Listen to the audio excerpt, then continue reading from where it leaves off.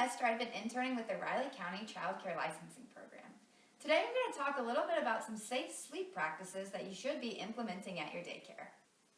We'll begin by talking about why using safe sleep practices at your daycare is so important. Implementing safe sleep practices reduces the risk of infant sleep-related deaths.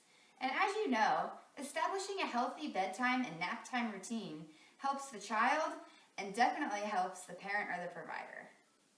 The most prevalent infant sleep-related death is known as SIDS, and it's actually the leading cause of death in infants 1 month from 1 year. SIDS stands for Sudden Infant Death Syndrome, and it's the unexplained death of an infant in that age group. SIDS is often associated with sleep, and there isn't any apparent signs of suffering. It isn't something that discriminates based on race or socioeconomic status. While some groups are more susceptible, SIDS affects all people throughout the country and across the world.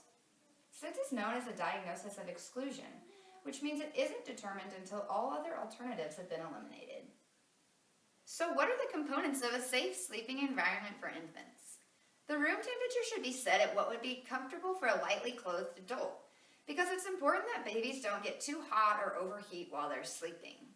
Per licensing regulations, infants in out-of-home care should sleep in a safety-approved pack-and-play like this one or a crib. The pack-and-play should have a flat, firm mattress, and well-fitted sheets like this one should be used over top of that mattress. It's also important that the pack-and-play is totally free from any toys, soft items, blankets, pillows, bumpers. It should just be the baby and nothing else. A safe sleeping baby always sleeps on their back. This might be the most important component of safe sleep. It's also important that a baby never has their head covered while they're sleeping, and they're never wearing more than one layer of clothing. For this, you could consider a wearable blanket.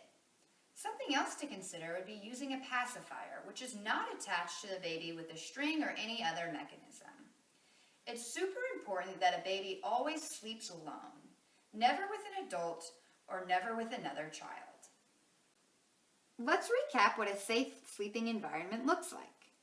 This baby is sleeping on her back, and she's only wearing one layer of clothing. There's nothing else in the crib with her, no toys or soft items, and no other children. The pack-and-play features a flat, firm mattress and is covered with a tightly fitted sheet. Also note that this pack-and-play is set at the lowest level setting. Licensing regulations require that it is always like this, never at a higher setting, which includes the bassinet setting.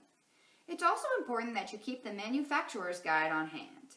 This is what you will consult to make sure the children using the pack-and-play meet the age, height, and weight requirements. If you're interested in becoming a daycare provider, you'll need to complete 2 hours of training on safe sleep, to include SIDS. The good news is that this can be done for free at www.ks.train.org by completing the course titled Safe Slumber, Creating a Safe Sleep Environment 2015. If you have any other questions on safe sleep or any other child care regulations, please feel free to contact the local health department